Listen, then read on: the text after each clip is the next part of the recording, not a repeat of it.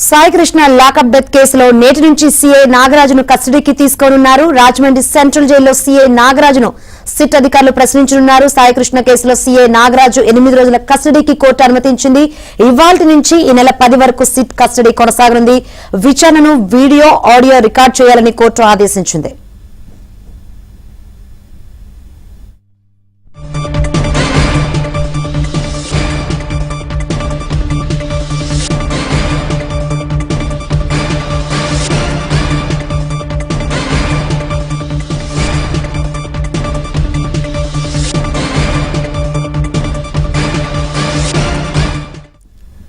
Saikrishna lockup death కేసులో నేటి నుంచి సీఏ నాగరాజును కస్టడీకి తీసుకోనున్నారు. రాజమండ్రి సెంట్రల్ జైల్లో సీఏ నాగరాజును సిట్ అధికారులు ప్రశ్నించనున్నారు. సాయికృష్ణ కేసులో సీఏ నాగరాజును 8 రోజుల కస్టడీకి కోర్టు అనుమతించింది. అయితే ఈ రోజు నుంచి ఈ నెల 10 వరకు సిట్ కస్టడీ కొనసాగుతుంది.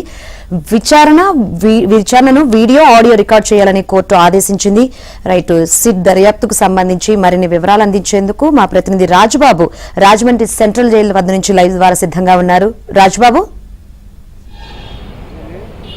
శంకరి అంటే rowdy sheeter Saikrishna custodial death కేసుకు సంబంధించి సిఐ నాగరాజుపై ఈ రోజు నుంచి సిట్ విచారణ జరగనుంది. రాజమండ్రి సెంట్రల్ జైల్లోనే 8 రోజుల పాటు ఈ రోజు నుంచి కూడా సిట్ విచారణ చేయనుంది. మరి కొద్దిసేపట్లోనే సిట్ బృందం రాజమండ్రి సెంట్రల్ జైలు కూడా చేరుకుంటారు. మనం ప్రస్తుతం రాజమండ్రి సెంట్రల్ జైలు దగ్గర ఉన్నాము. ఇక్కడ విజువల్స్లో చూడవచ్చు. మరి కొద్దిసేపట్లోనే సిట్ బృందము రాజమండ్రి సెంట్రల్ జైలుకి చేరుకొని ఇక్కడ సిఐ నాగరాజును విచారణ చేస్తారు.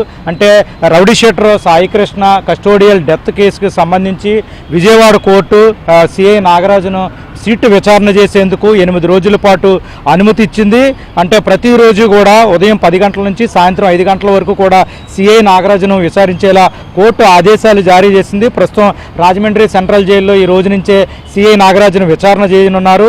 విచారణ సమయంలో అంటే 2 న్యాయవాదులు విచారణ సమయంలో ఉండేందుకు కూడా కోర్టు అనుమతి ఇచ్చింది. అయితే ఒక న్యాయవాది మాత్రమే నాగరాజుకు కనిపించే విధంగా ఉంటుంది. అయితే విచారణ సమయంలో న్యాయవాది ఎట్టి పరిస్థితుల్లోనూ జోక్యం చేసుకోకూడదని కోర్టు స్పష్టమైన ఆదేశాలు జారీ చేసింది. విచారణ సమయంలో అంటే audio, video, CC footage, recording మొత్తం సమర్పించాలని కూడా కోర్టు ఆదేశాలు జారీ చేయడం జరిగింది. సాయికృష్ణ కస్టోడియల్ డెత్ కేసుకు సంబంధించి ఇంకా చాలా విషయాలు తేలాల్సి ఉందని కూడా సిట్ కోర్టులో ఇక్కడ దాఖలు పరిచింది. ముఖ్యంగా చూస్తే కనుక ఇప్పటి వరకు కూడా సాయికృష్ణ మృతదేహానికి సంబంధించి ఆచూకీ కూడా లభించలేదు. సీసీ ఫుటేజ్ సైతం మాయమైంది. ఈ నేపథ్యంలోనే సిట్ 8 రోజుల పాటు కూడా సిఐ నాగరాజును విచారణ చేయనుంది. ప్రతిరోజు కూడా ఏ రోజుకు ఆ రోజు విచారణ పూర్తయిన తర్వాత విచారణను రాజమండ్రి సెంట్రల్ జైలు సూపరింటెండెంట్ కోర్టుకు కూడా సమర్పించాలని కూడా విజయవాడ కోర్టు ఆదేశాలు జారీ చేసింది. ప్రస్తుతమైతే కనుక మరికొద్ది సేపట్లోనే సిట్ బృందం రాజమండ్రి సెంట్రల్ జైలుకు చేరుకుంటారు. సిఐ నాగరాజును కూడా 8 రోజుల పాటు విచారణ చేస్తారు. అంటే ప్రతిరోజు కూడా ఉదయం 10 గంటల నుంచి సాయంత్రం 5 గంటల వరకు కూడా ఈ విచారణ కొనసాగుతుంది.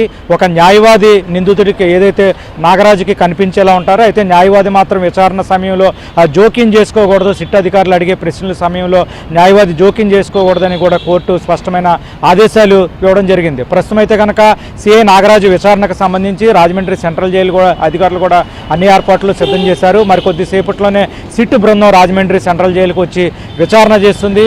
అంటే విచారణ సమయంలో ప్రతిరోజు కూడా ఏ రోజు రిపోర్ట్ను ఆ రోజే రాజమండ్రి సెంట్రల్ జైలు సూపరింటెండెంట్ కోర్టుకు కూడా సమర్పించాలని కూడా కోర్టు స్పష్టమైన ఆదేశాలు జారీ చేసింది. ఈ 8 రోజుల పాటు సిట్ కీలక విచారణ జరగనుంది. అంటే ఈ సిట్ ఏదైతే రౌడీ షీటర్ సాయికృష్ణ కస్టోడియల్ డెత్కు సంబంధించి రాష్ట్ర వ్యాప్తంగా కూడా సంచలనం సృష్టించింది.